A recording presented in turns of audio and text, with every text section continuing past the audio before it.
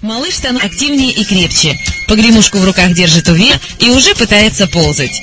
Ему исполнилось 7 месяцев. За 7-й месяц ребенок набирает 600 грамм. Объем груди увеличивается на 1,5 сантиметра, а объем головы на 0,5 сантиметра. Малыш продолжает расти. Будьте осторожны с различными новшествами в еде, если вы перестали кормить грудью. И не спешите с момента появления зубов кормить ребенка разнообразными продуктами. Разнообразие питания в возрасте 7 месяцев обусловлено больше проблемами психологическими, социальными.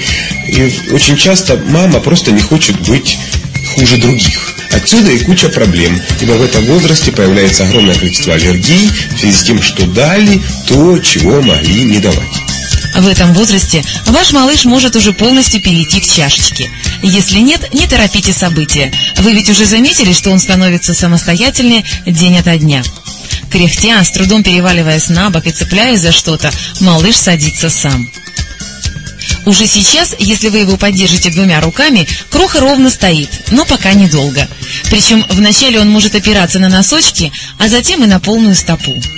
Чтобы ребенку было удобнее опираться на ваши руки, нужно держать их на уровне его пояса.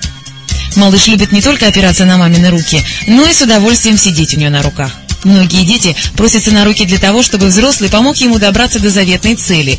Жестом дает понять, что хочет приблизиться к шкафу и достать стоящую там игрушку. Кроха требует от вас не только ласки и внимания, но и сотрудничества. 7-месячный малыш подолгу сам играет с погремушками, резиновыми игрушками и кубиками.